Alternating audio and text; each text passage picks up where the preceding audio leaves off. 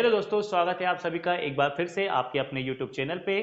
तो स्कूल खुल चुके हैं और पेरेंट्स की टेंशन जो है वो बढ़ गई है, क्योंकि बच्चों को मैथ्स में होती है दिक्कत और बच्चे कंप्लेन करते हैं पेरेंट्स से कि मम्मी पापा मैथ्स हमारे बस की नहीं, हमें समझ नहीं आती। फिर पेरेंट्स बैठ जाते हैं उन्हें पढ़ाने की, चलिए हम उन्हें बताते, हम आपको सिखाते, आप करते हैं। लेकिन पेरेंट्स के लिए भी अब बच्चों को क्या पढ़ाए क्या सिखाए जिससे वो जल्दी सीख जाए, थोड़ा कंफ्यूजन होता है। तो कुछ कंफ्यूजन को मैं आपकी थोड़ा कम करने के लिए मेरे चैनल पर मैथ्स बेसिक का एक और वीडियो लेकर आया हूं, जो आपको हेल्प करेगा कि आप दूसरों को हेल्प कर पाओ मैथ्स सीखने में, सिखाने में। और अगर आप खुद मैथ्स पढ़ते हैं तो आपको हेल्प करेगा कि आप मैथ्स के कॉन्सेप्ट को आसानी से समझ पाए।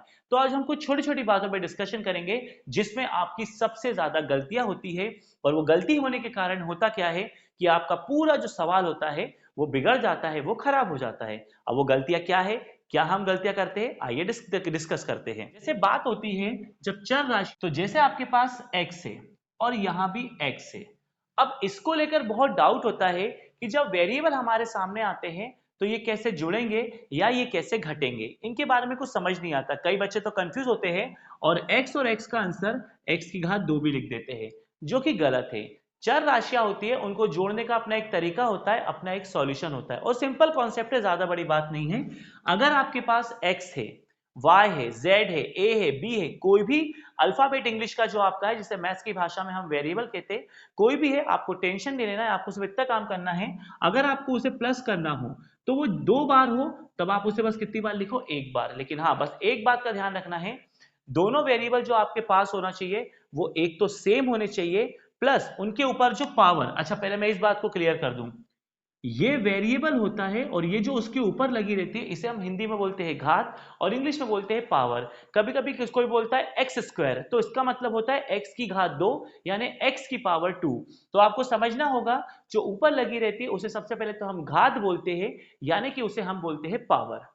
ठीक है, पहली चीज। अब आगे देखिए, जब आपके पास कोई वेरिएबल जोड़ने के लिए आता है तो पहला काम आपको यह करना है कि देखना है कि दोनों वेरिएबल एक तो सेम होने चाहिए, अगर x है तो x, लेकिन यह भी सेम होना चाहिए कि उनके ऊपर लगी पावर भी सेम हो। कहने का मतलब है, जैसे यहां पर घात 2 लगी है तो यहां पर भी घात 2 होनी चाहिए, यहां पर घात 2 है तो यहां भी घात 2 होनी चाहिए, यहां पर पावर 3 है तो यहां भी पावर 3 होनी चाहिए, और अगर इस पे कोई पावर नहीं है तो इस पे भी कोई पावर नहीं होनी चाहिए। तो सबसे पहले जब आप वेरिएबल को, आप किसी को सिखाते हैं या खुद पढ़ते हैं, तो सबसे पहले आपको उन्हें समझाना पड़ेगा कि जब वेरिएबल का आप प्लस करते हैं, जो कि अलजेब्रा का सबसे इंपॉर्टेंट पार्ट है, जब वेरिएबल को आप प्लस करते हैं तो आपको पहली बात अच्छे से देख लेना है कि वेरिएबल प्लस करते समय वेरिएबल एक तो सेम होना चाहिए, और जब वेरिएबल सेम है तो उसमें एक चीज ये देखना है कि उनको 2 बार दिया है। हाँ सॉरी, सेम है तो पावर भी सेम होनी चाहिए। फिर वो 2 बार है, आप बढ़िया उन्हें एक बार लिख लो, इनके आगे के नंबर चेक कर लो, जैसे ये 4 है ये 3 है तो 4 और 3 कितना लिख दो, 7। पर मोस्टली कभी कभी क्या होता है, कोई वेरिएबल अकेला होता है। अब यहां तो 4 है, यहां कोई वेरिएबल नहीं, सामने वाला कंफ्यूज हो जाता है कि क्या करे। कंफ्यूजन की कोई जरूरत नहीं है, अगर कोई वेरिएबल आपको अकेला दिख रहा है तब भी उसके आगे 1 हमेशा होता है। हर कोई वेरिएबल अगर अकेला है तो समझ जाना आप उसके आगे हमेशा, जैसे मान लो ये ए है, ये अकेला है तो आप इसके आगे क्या मान के चल सकते हैं, 1। तो 1 जो होता है वो हर वेरिएबल के आगे आपको मिलेगा ही मिलेगा। तो आपको करना क्या है, 4 और 1 को कितना कर देना है, 5। कोई भी वेरिएबल हो आपका, कोई भी वेरिएबल हो, आपके पास लिखा हुआ है 3a प्लस 5a, आपने देखा a सेम है, पावर सेम है, 2 बार है तो आप एक बार लिख लीजिए, 5 और 3 कितना कर दीजिए, 8। आप ऐसे सीखिए या आप किसी को ऐसे सिखाएंगे, यकीन मानिए उनके दिमाग में और खुद आपके दिमाग में बहुत आसानी से ये बात चली जाएगी, कोई कंफ्यूजन नहीं होगा। हाँ, अगर आपके पास एक से ज्यादा चीजें आ जाए, जैसे आपके पास आ गया 3a minus 5b plus 6c plus 2a minus x, अब आपको किसी ने बोला इसको भैया प्लस माइनस करके बताओ, आप कंफ्यूज मत होइए, इतना बड़ा सॉल्यूशन देख के आप डरिए भी मत। आपको सिंपल क्या चीज करनी है, आपको देखना है ए कितनी जगह है, 1 2, तो आपको 2 बार ए दिख रहा है, आपने पहले 1 लिख दिया। अब इसका नंबर देख लिया प्लस है, इसका भी प्लस है, तो 2 और 3 कितना कर दिया, 5। आपने देखा बी आपको कहीं नजर नहीं आ रहा, आपको वैसे ही लिख देना है, सी कहीं नजर नहीं आ रहा वैसे ही लिख देना है, एक्स कहीं नजर नहीं आ रहा वैसे ही लिख देना, आंसर छोड़ देना है। अब मैंने ये चीज आपके सामने जानबूझ के ली, मैं आपको यहाँ ये समझाना चाह रहा हूँ कि अगर सेम वेरिएबल है तो चाहे वो पहले पे लिखा हो, चाहे आखिरी में लिखा हो, चाहे बीच में लिखा हो, कहीं भी लिखा हो, कोई फर्क नहीं पड़ता। वो 2 बार है, उसे 1 बार लिखो, उसके आंसर को प्लस हो रहा हो तो प्लस कर दो और माइनस हो रहा हो तो माइनस कर दो, बात खत्म, बात फिनिश, खत्म। और बाकी जो वेरिएबल अगर उसके जैसे नहीं है तो आपको उन्हें जोड़ना नहीं, उन्हें वैसे ही लिख देना है। कभी कभी नॉर्मली हम क्या करते हैं, हम इनको जोड़ने लग जाते हैं और हम कोई कोई बोलेगा अरे 5 में से 3 गया तो बचेगा 2ab। ये हमसे गलती हो जाती है और ये गलती से हमें बचना है। अगर दो वेरिएबल सेम है तो वो कहीं पर भी लिखे हो किसी इक्वेशन में, कोई फर्क नहीं पड़ता। 2 बार है, आप उसे 1 बार लिखिए, उसका नंबर प्लस हो रहा है प्लस करिए, माइनस हो रहा है माइनस करिए, जो चीजें नहीं है आगे उस जैसी छोड़ दीजिए। और अब जो मैं बेसिक कॉन्सेप्ट आपको बता रहा था वो ये कि अगर आपके पास किसी ने बोला चलो x और एक्स स्क्वायर का सॉल्यूशन करके बताओ, तो कई बच्चे क्या कर देते हैं 2x²। कुछ और बड़े वाले होते हैं तो वो कर देते हैं 2x³। नहीं, ये नहीं करना है। कोई आपसे बोले उसे प्लस करके बताओ तो आप कहेंगे ये प्लस नहीं होता। क्यों नहीं होता? क्योंकि साहब वेरिएबल तो सेम है मगर इनकी पावर सेम नहीं है। यहाँ पे 2 है तो यहाँ पे कितना है, 1 है। पावर का भी सेम होना बहुत जरूरी है। तो जब भी आप दो चीजों को प्लस कर रहे हैं तो आपको एक ही बात पर ध्यान देना है कि उनकी पावर भी सेम होनी चाहिए। जब वो सेम हो, जैसे ये भी x² हो, तो आपका काम खत्म। 2 बार x² है, आप बस 1 बार लिखिए, आगे 1 आगे 1, आप कितना लिख दीजिए 2। सिंपल।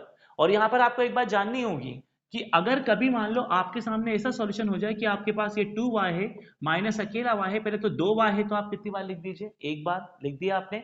इसके पास 1 है, दिखता नहीं है लेकिन आपको याद रखना है, तो 2 में से 1 गया तो 1, 1 कभी आपको लिखना नहीं है, आप अकेला y लिखिए, सामने वाला अपने आप समझ जाएगा कि आगे 1 है।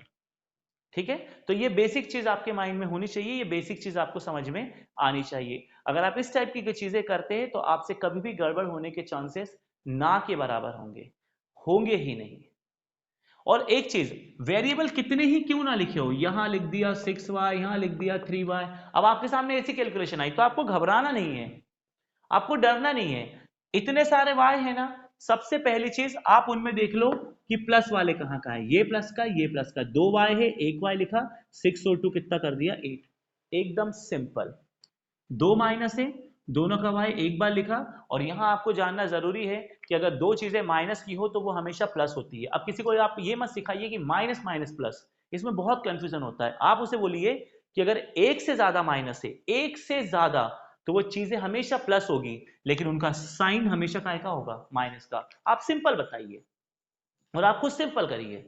आप क्या करेंगे, एक से ज्यादा माइनस, चाहे वो 2 हो 3 हो 4 हो 5 हो 50 हो 100 हो करोड़ हो, तो वो चीजें हमेशा प्लस होगी और साइन हमेशा काय का आएगा, माइनस का। अब चीजें प्लस कैसे होगी, ये 3 है, इसके आगे कुछ नहीं, 1 है, तो 3 और 1 कितना हो जाएगा 4। तो आपने क्या करा, प्लस वाले अलग कर दिए, माइनस वाले अलग कर दिया। अब आपका काम बस इतना है कि ये 2 y है, इन्हें फिर एक बार लिखो और 8 में से 4 गया तो कितना लिख दो 4। यानी इतनी बड़ी कैलकुलेशन देख के भी आपको घबराना नहीं है। आपको क्या करना है, प्लस को अलग कर देना है, माइनस को अलग कर देना है, फिर एक सॉल्यूशन आएगा वो आखिर में माइनस हो जाएगा। एक से ज्यादा माइनस हमेशा क्या होगा, प्लस। मान लीजिए आपके पास सॉल्यूशन में 3 माइनस हो जाए, यहां पे मान लीजिए अकेला प्लस का है बाकी तीनों माइनस के हैं। अब ये अकेला प्लस का है बाकी 3 माइनस के हैं, तो अब ये वैसे का वैसे ही रहेगा। कारण, क्योंकि आगे कोई प्लस का नंबर ही नहीं है, तो आप क्या करेंगे। लेकिन 3 माइनस है, अभी आपको मैंने बताया, हाँ सबसे पहले 3 बार y है तो आप कितनी बार लिख दीजिए, एक बार। 3 माइनस है मतलब एक से ज्यादा है माइनस, तो चीजें हमेशा क्या होती है, प्लस। अब आप इनके नंबर को प्लस कर दीजिए, 3 और 6 9, और यहाँ पे 1 होगा तो 10, लेकिन साइन का आएगा हमेशा माइनस का। एक से ज्यादा चीजें अगर माइनस की है तो आपको हमेशा करना है प्लस। देन लास्ट, दोनों y है, कितनी बार लिख दीजिए, एक बार। अब आपके पास सिर्फ एक माइनस है और एक माइनस का मतलब माइनस ही होता है, तो 10 में से 2 गया 8, क्योंकि 10 बड़ा है उसका साइन माइनस है, तो आपको आंसर में क्या लगाना पड़ेगा, माइनस। क्योंकि जब आप सॉल्व करते हैं और आंसर को लिखते हैं तो जो नंबर बड़ा होता है उसका साइन लगाना पड़ता है। एलजेब्रा का बहुत इंपॉर्टेंट पार्ट है ये, सबसे ज्यादा यूज होता है और बच्चे सबसे ज्यादा कंफ्यूज भी इसी में होते हैं। तो ये एक छोटा सा टॉपिक मैंने बनाया है। जब आप किसी को अलजेब्रा में एडिशन और सब्सट्रैक्शन सिखाएंगे तो आप ऐसे सिखाइए, यकीन मानिए अगर आप लर्नर है, मतलब आप सीख रहे हैं, तो इससे बेस्ट मेथड नहीं होगी, और आप किसी को सिखा रहे हैं तो इससे अच्छा तरीका कोई नहीं होगा। उम्मीद करता हूं अगर आपको ये बात समझ में आई हो तो ये छोटी सी कोशिश करके देखिए। मैं एक वीडियो में बहुत सारे बेसिक्स के वीडियो डाल सकता हूं पर मैं नहीं डालता हूं। मैं चाहता हूं थोड़ा थोड़ा सीखा जाए। मैथ्स को कभी भी बहुत सारा झुंड में सीखने की कोशिश करेंगे ना, आप हमेशा कंफ्यूज होंगे। थोड़ा थोड़ा सीखिए, बेस्ट सीखिए। मिलते हैं नेक्स्ट वीडियो में। नए हो तो चैनल को सब्सक्राइब करना, वीडियो पसंद आया हो तो वीडियो को लाइक जरूर करके जाना, और कुछ डाउट है, कुछ कंटेंट चाहते हो, कोई चीजें चाहते हो मैथ्स में, मुझे मैसेज करिए, या सॉरी कमेंट बॉक्स में आप कमेंट भी डाल सकते हो, मेरे इंस्टा पे जाके आप मुझे मैसेज भी कर सकते हो। आपकी सारी प्रॉब्लम सॉल्व करने की मैं पूरी कोशिश करूंगा। मिलते हैं नेक्स्ट वीडियो में, तब तक बाय बाय।